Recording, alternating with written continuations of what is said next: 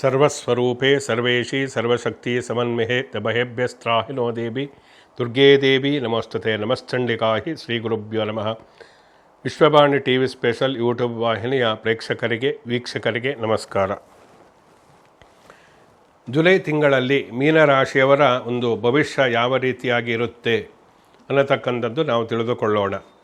ಮೀನರಾಶಿಯವರಿಗೆ ಒಂದು ಕಡೆ ಸಾಡೆ ಸಾತಿ ನಡೀತಾ ಇದೆ, ಜನ್ಮಶನಿ ಇತ್ತು ನಡೀತಾ ಇದೆ. ಅದರ ಒಂದು ದುಷ್ಪರಿಣಾಮ ಇದ್ದೇ ಇದೆ, ನಾವು ಬೇಕು ಅಂದರೂ ಬೇಡ ಅಂದರೂ ಇದ್ದೇ ಇರುತ್ತೆ.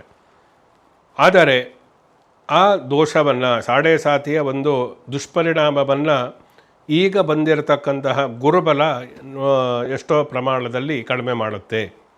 ಗುರುಬಲ ಇರಲಿಲ್ಲ ಮೀನರಾಶಿಯವರಿಗೆ, ಈಗ ಗುರುಬಲ ಬಂದಿದೆ, ಚೆನ್ನಾಗಿದೆ. ಜೊತೆಯಲ್ಲಿ ಕರ್ಕಾಟಕ ರಾಶಿಯಿಂದ ಅವನು ವಿಶೇಷ ದೃಷ್ಟಿಯಿಂದ ಮೀನರಾಶಿಯನ್ನು ನೋಡ್ತಾ ಇದ್ದಾನೆ.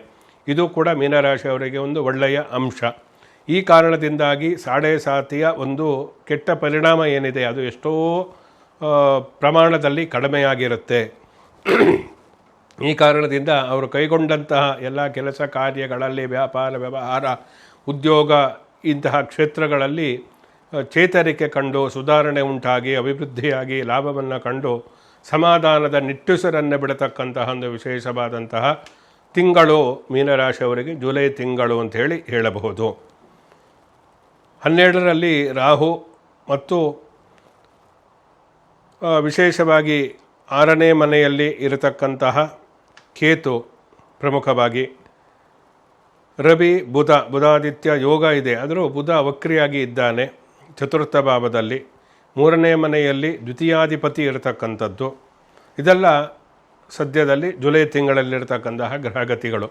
ಇದಕ್ಕೆ ಅನುಸಾರವಾಗಿ ಯಾವ ಕ್ಷೇತ್ರದಲ್ಲಿ ಏನಾಗುತ್ತೆ ಅನ್ನತಕ್ಕಂಥದ್ದು ಪ್ರತಿಯೊಬ್ಬರೂ ತಿಳಿದುಕೊಳ್ಳಬೇಕು. ಮೀನರಾಶಿಯವರಿಗೆ ರಾಶಿಯಲ್ಲಿಯೇ ಶನಿ ಇರುವುದರಿಂದ, ಗುರುಬಲ ಬಂದಿರುವುದರಿಂದ ಕಷ್ಟಗಳು ಇದ್ದರೂ ಆ ಕಷ್ಟದಲ್ಲಿ ಸುಖವೂ ಕೂಡ ಈ ತಿಂಗಳಿಂದ ನಿಮಗೆ ಅನುಭವಕ್ಕೆ ಬರುತ್ತೆ. ಯಾವ ಕ್ಷೇತ್ರದಲ್ಲಿ ವ್ಯಾಪಾರ ವ್ಯವಹಾರ ಮಾಡ್ತಾ ಇರ್ತಾರೆ, ಕೆಲವರು ಖಾಸಗಿ ಕ್ಷೇತ್ರದಲ್ಲಿ ಕೆಲಸ ಮಾಡ್ತಾ ಇರ್ತಾರೆ, ಕೆಲವರು ಸರ್ಕಾರಿ ಕ್ಷೇತ್ರದಲ್ಲಿ ಕೆಲಸ ಮಾಡ್ತಕ್ಕಂಥವ್ರು, ಸ್ವಂತ ಉದ್ಯಮವನ್ನು ಮಾಡ್ತಕ್ಕಂಥವ್ರು, ಪತ್ರಕರ್ತರು, ಮಾಧ್ಯಮ ಕ್ಷೇತ್ರದಲ್ಲಿ ಇರ್ತಕ್ಕಂಥವ್ರು, ಸಿನಿಮಾ ರಂಗದಲ್ಲಿ ಕೆಲಸವನ್ನು ಮಾಡುವವರು, ಕಾರ್ಖಾನೆಗಳಲ್ಲಿ ಕೆಲಸ ಮಾಡ್ತಾ ಇರ್ತಾರೆ, ಸ್ವಂತ ಅಂಗಡಿಯನ್ನು ಇಟ್ಟುಕೊಂಡಿರ್ತಾರೆ, ಆಟೋಮೊಬೈಲ್ಸ್ ಇರ್ಬೋದು, ಮೆಡಿಕಲ್ ಶಾಪ್ ಇರ್ಬೋದು, ಅಥವಾ ಒಂದು ಫ್ಯಾನ್ಸಿ ಸ್ಟೋರ್ ಇರ್ಬೋದು, ಚಾಟ್ಸನ್ನು ಮಾರ್ತಕ್ಕಂಥದ್ದು ಇರ್ಬೋದು. ಹೀಗೆ ಆಹಾರ ಪದಾರ್ಥಗಳು, ಹೋಟೆಲ್, ಯಾವುದೇ ಕ್ಷೇತ್ರ ಇದ್ದರೆ ಯಾವ ರೀತಿಯಾಗಿ ಇರುತ್ತೆ ಧನಸ್ಥಾನ. ನೀವು ಒಂದು ಆರ್ಥಿಕವಾದಂತಹ ಬಲಿಷ್ಠತೆಗೆ ಪ್ರಮುಖವಾಗಿ ಜಾತಕದಲ್ಲಿ ಧನಸ್ಥಾನ, ಭಾಗ್ಯಸ್ಥಾನ, 9ನೇ ಮನೆ, 11ನೇ ಮನೆ, ಏಕಾದಶ ಸ್ಥಾನ ಇದೆಲ್ಲ ತುಂಬ ಪ್ರಮುಖವಾಗಿರತಕ್ಕಂಥದ್ದು. ಜೊತೆಯಲ್ಲಿ ನೀವು ಮಾಡತಕ್ಕಂತಹ ಕೆಲಸದಿಂದ ಎಷ್ಟರ ಮಟ್ಟಿಗೆ ಹಣವನ್ನು ಗಳಿಸುವುದಕ್ಕೆ ಸಾಧ್ಯ ಅಂದರೆ ಅದು ಕರ್ಮಸ್ಥಾನವನ್ನು ಮತ್ತು 11ನೇ ಮನೆ, 2ನೇ ಮನೆ ಇವೆಲ್ಲ ನಾವು ನೋಡಬೇಕು. ಇದು ಎಲ್ಲ ಒಂದು ತಿಂಗಳದ ಭವಿಷ್ಯವನ್ನು ನಾವು ಹೇಳ್ತೀವಿ. ಆದರೆ ಮೂಲ ಜಾತಕದಲ್ಲಿ ನಿಮ್ಮ ಜಾತಕದಲ್ಲಿ ನಕ್ಷತ್ರಕ್ಕೆ, ಆ ಲಗ್ನಕ್ಕೆ ಅನುಸಾರವಾಗಿ ಯಾವ ರೀತಿ ಇದೆ ಅನ್ನತಕ್ಕಂಥದ್ದು ತುಂಬ ಮುಖ್ಯ. ಜೊತೆಯಲ್ಲಿ ಮಾರಕವಾದಂತಹ ದಶಾಭುಕ್ತಿ ನಡೀತಾ ಇದ್ದರೆ ಇಷ್ಟೆಲ್ಲ ಚೆನ್ನಾಗಿ ಒಳ್ಳೆಯ ರೀತಿಯಲ್ಲಿ ಮೀನರಾಶಿ ಅವರಿಗಿದೆ ಈ ತಿಂಗಳು. ಆದರೂ ಕೂಡ ಏನೋ ಒಂದು ಸಮಸ್ಯೆಗಳು ಬರ್ತಾ ಇದ್ದರೆ ನಿಮ್ಮ ಮೂಲ ಜಾತಕ ಚೆನ್ನಾಗಿಲ್ಲ ಅಂಥೇಳಿ ಅರ್ಥ. ಆದ್ದರಿಂದ ಮೂಲ ಜಾತಕವನ್ನು ಕೂಡ ನೀವು ಪರಿಣಿತರಿಂದ ಅದನ್ನು ಸರಿಯಾದ ರೀತಿಯಲ್ಲಿ ಪರಿಶೀಲನೆ ಮಾಡಿಕೊಂಡು ಅದಕ್ಕೆ ಸೂಕ್ತವಾದ ಪರಿಹಾರವನ್ನು ಮಾಡಿಕೊಂಡಿದ್ದರೆ ಮಾತ್ರ ಈ ಮಾಸ ಭವಿಷ್ಯದಲ್ಲಿ ಗುರುಬಲ ಬಂದಿದ್ದಕ್ಕೆ ನಿಮಗೆ ಎಷ್ಟೋ ಒಳ್ಳೆಯದಾಗುವುದಕ್ಕೆ ಸಾಧ್ಯ. ಈ ಮೂಲ ಜಾತಕದಲ್ಲಿ ದೋಷ ಇದ್ದು ಅದನ್ನು ಸರಿಯಾಗಿ ನೀವು ಸರಿಪಡಿಸಿಕೊಳ್ಳದೇ ಇದ್ದರೆ ಇಷ್ಟೆಲ್ಲ ಚೆನ್ನಾಗಿದ್ದರೂ ಕೂಡ, ಗುರುಬಲ ಬಂದಿದ್ದರೂ ಕೂಡ ಏನು ಮಾಡುವುದಕ್ಕೂ ಯಾವುದೇ ರೀತಿ ಅಭಿವೃದ್ಧಿ ಆಗುವುದಿಲ್ಲ. ಅದರಿಂದ ಮೂಲ ಜಾತಕದಲ್ಲಿ ಏನಾದರೂ ದೋಷಗಳಿದ್ದರೆ ಸರಿಪಡಿಸಿಕೊಳ್ಳಿ. ಅವಾಗ ಈ ಮಾಸ ಭವಿಷ್ಯದಲ್ಲಿ ನಾವು ಏನು ಹೇಳ್ತೀವೋ ಅದು ನಿಖರವಾದಂತಹ ಫಲಿತಾಂಶವನ್ನು ಕೊಡುತ್ತೆ. ಈ ವ್ಯಾಪಾರ ವ್ಯವಹಾರದಲ್ಲಿ ಸ್ವಲ್ಪ ಅಡೆತಡೆಗಳಿದ್ದರೂ ಇಂತಹ ನಿರ್ದಿಷ್ಟವಾದಂತಹ ಕ್ಷೇತ್ರಗಳಲ್ಲಿ ಕೆಲಸ ಮಾಡತಕ್ಕಂಥವರಿಗೆ ಅಭಿವೃದ್ಧಿ ಆಗುತ್ತೆ. ಅವರು ಅಂದುಕೊಂಡಂಥ ರೀತಿಯಲ್ಲಿ ಎಲ್ಲ ರೀತಿಯ ಅವಕಾಶಗಳು ಬಂದು ಆ ಮೂಲಕ ಜೀವನದಲ್ಲಿ ಅಭಿವೃದ್ಧಿಯ ಪಥದತ್ತ ಸಾಗತಕ್ಕಂಥ ಒಂದು ಸಮಾಧಾನವನ್ನು ಅವರು ಜೀವನದಲ್ಲಿ ನೋಡ್ತಾರೆ. ಈ ಆಸ್ತಿಗೆ ಸಂಬಂಧಪಟ್ಟಂತೆ ಎಷ್ಟೋ ಕುಟುಂಬಗಳಲ್ಲಿ ವಿವಾದಗಳು ಇದೆ. ಆಸ್ತಿಗೆ ಸಂಬಂಧಪಟ್ಟಂತೆ ಅಂತಹ ಆಸ್ತಿ ಸಂಬಂಧಿತವಾದಂತಹ ವಿವಾದಗಳಿದ್ದರೆ ಅದು ಪರಸ್ಪರ ಮಾತುಕತೆಯಿಂದ ಬಗೆಹರಿಸಿಕೊಳ್ಳತಕ್ಕಂಥದ್ದು ಒಳ್ಳೆಯದು. ಏಕೆಂದರೆ ಬುಧಾದಿತ್ಯ ಯೋಗ ಗೃಹ ಸೌಖ್ಯದ ಅಂದರೆ ಚತುರ್ಥ ಭಾವದಲ್ಲಿ ಇರುವುದರಿಂದ ನೀವು ಸ್ವಲ್ಪ ಕಾಂಪ್ರಮೈಸ್ಗೆ ಬಂದರೆ ಅಂಥ ಆಸ್ತಿ ವಿವಾದಗಳು ಹೆಚ್ಚು ಸಮಸ್ಯೆ ಇಲ್ಲದೆ, ಹೆಚ್ಚು ಕಿರಿಕಿರಿ ಇಲ್ಲದೆ ನೀವು ಇತ್ಯರ್ಥ ಮಾಡಿಕೊಳ್ಳುವುದಕ್ಕೆ ಸಾಧ್ಯ ಆಗುತ್ತೆ. ಆದ್ದರಿಂದ ಕೋರ್ಟು, ಪೊಲೀಸ್ ಸ್ಟೇಷನ್ ಅಂತ ಹೋಗುವುದಕ್ಕಿಂತ ನೀವೇ ಮಾತುಕತೆಯ ಮೂಲಕ ಬಗೆಹರಿಸಿಕೊಳ್ಳತಕ್ಕಂತಹದ ಕಡೆ ಗಮನವನ್ನು ಕೊಡಿ, ಯಶಸ್ವಿಯಾಗುತ್ತೀರಾ. ಇನ್ನು ಅನಿರೀಕ್ಷಿತ ಯಾವುದೋ ಒಂದು ನಿವೇಶನ ಖರೀದಿ ಮಾಡಬೇಕು, ಸ್ವಂತ ಮನೆ ಕಟ್ಟಬೇಕು ಅನ್ನತಕ್ಕಂತಹ ಆಸೆ ಇರುತ್ತೆ. ಅಂತಹ ಒಂದು ಆಸೆ ಏನಾದರೂ ಇದ್ದರೆ ನಿಮಗೆ ನೀವು ಅಂದುಕೊಂಡಂತೆ ಸೂಕ್ತವಾದಂತಹ ನಿವೇಶನ ನಿಮಗೆ ಸಿಗತಕ್ಕಂತಹ ಸಾಧ್ಯತೆಗಳು ಕೂಡ ಈ ಜುಲೈ ತಿಂಗಳಲ್ಲಿ ಉಂಟು. ಮನೆಯನ್ನು ಕೊಂಡುಕೊಳ್ಳತಕ್ಕಂತಹ ಯೋಗ, ಫ್ಲಾಟ್ ಕೊಂಡುಕೊಳ್ಳತಕ್ಕಂತಹ ಯೋಗ, ಕೃಷಿ ಜಮೀನನ್ನು, ಭೂಮಿಯನ್ನು ಖರೀದಿ ಮಾಡತಕ್ಕಂತಹ ಯೋಗ, ವಾಣಿಜ್ಯ ಉದ್ದೇಶಕ್ಕೆ ಏನಾದರೂ ಭೂಮಿಯನ್ನು ಖರೀದಿ ಮಾಡತಕ್ಕಂತಹ ಹೊಸ ಕಚೇರಿಯನ್ನು ಸ್ಥಾಪನೆ ಮಾಡುವುದು, ಇದೆಲ್ಲವೂ ಕೂಡ ಒಳ್ಳೆಯ ಸಮಯ ಇದೆ. ಈ ಸಮಯದಲ್ಲೇ ನೀವು ಅದನ್ನು ಸರಿಯಾದ ರೀತಿಯಲ್ಲಿ ನಿರ್ವಹಣೆಯನ್ನು ಮಾಡಿಕೊಂಡು ಆ ಮೂಲಕ ನೀವು ಅಂದುಕೊಂಡಂತಹ ಯಾವುದೇ ಒಂದು ಕನಸನ್ನು ನನಸು ಮಾಡಿಕೊಳ್ಳುವುದಕ್ಕೆ ಒಳ್ಳೆಯ ಒಂದು ಸಮಯ ಅಂಥೇಳಿ ಹೇಳ್ಬೋದು. ಆದ್ದರಿಂದ ಆ ದಿಸೆಯಲ್ಲಿ ಕಾರ್ಯಪ್ರವೃತ್ತರಾಗತಕ್ಕಂಥದ್ದು ತುಂಬ ಮುಖ್ಯ. ವಿಶೇಷವಾಗಿ ಈ ತಮ್ಮ ಮಕ್ಕಳಿಗೆ ಆ ವಯಸ್ಸಿನವರು ಏನಿರ್ತಾರೆ, ಯುವತಿಯರು ಇದ್ದರೆ ಅವಿವಾಹಿತರಿಗೆ ವಿವಾಹ ಆಗತಕ್ಕಂಥದ್ದು ಒಂದು ಯೋಗ. ಜೊತೆಯಲ್ಲಿ ವಿದ್ಯಾಭ್ಯಾಸದ ದಿಸೆಯಲ್ಲಿ ಇದ್ದರೆ ಅವರ ಒಂದು ವಿದ್ಯಾಭ್ಯಾಸಕ್ಕೆ ಸೂಕ್ತವಾದಂತಹ ವಾತಾವರಣ ಸೃಷ್ಟಿಯಾಗಿ ಆ ಮೂಲಕ ಉನ್ನತ ವಿದ್ಯಾಭ್ಯಾಸದ ಕನಸು ನನಸಾಗುತ್ತೆ. ವಿದೇಶಕ್ಕೆ ಹೋಗತಕ್ಕಂತಹ ಕನಸಿದ್ದರೆ ಅದು ಕೂಡ ನಿಮಗೆ ಕಾರ್ಯಗತ ಆಗತಕ್ಕಂತಹ, ಕಾರ್ಯಸಿದ್ಧಿ ಆಗತಕ್ಕಂತಹ ವಿಶೇಷವಾದಂತಹ ತಿಂಗಳು ಜುಲೈ ತಿಂಗಳು.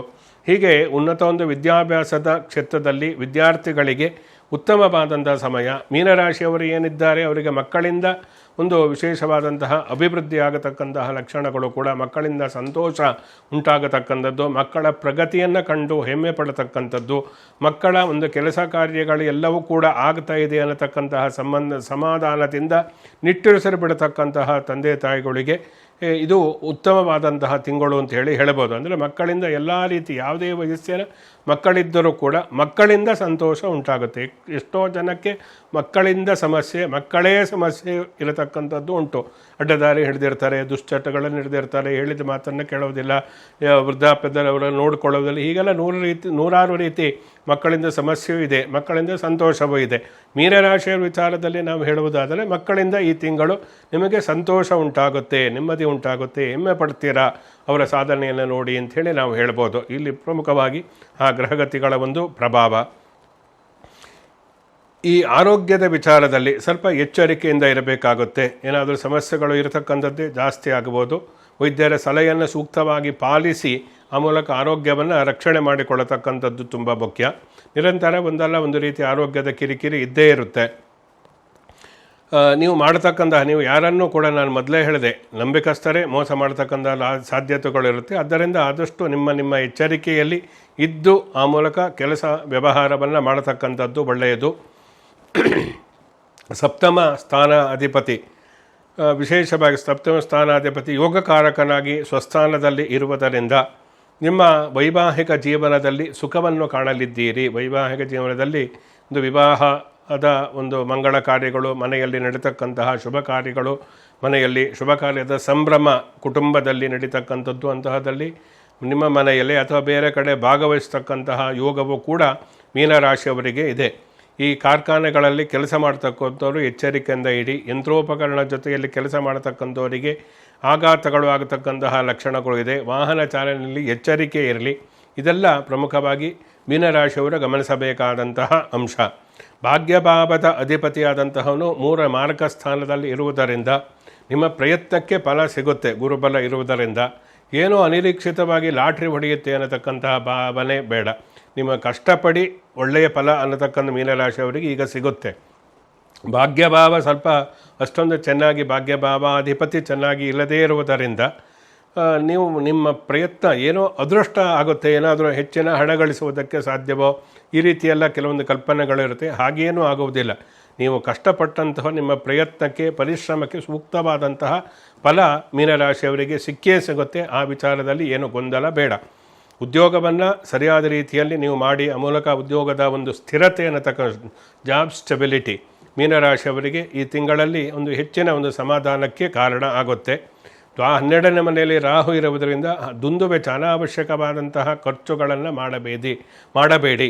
ದುಂದುವೆಚ್ಚವನ್ನು ಮಾಡಬೇಡಿ. ಹಣದ ಅಪವ್ಯಯವನ್ನು ಮಾಡ್ತಾ ಇರತಕ್ಕಂಥದ್ದು ಒಳ್ಳೆಯದು. ಮೀನರಾಶಿಯವರು ತೂಗಿ ನೋಡಿ ಹಣವನ್ನು ಸರಿಯಾದ ರೀತಿಯಲ್ಲಿ ಖರ್ಚನ್ನು ಮಾಡಿ ಹೂಡಿಕೆಯನ್ನು ಮಾಡಿ ಅನಾವಶ್ಯಕವಾಗಿ ಹಣ ಖರ್ಚನ್ನು ಮಾಡಬಾರದು.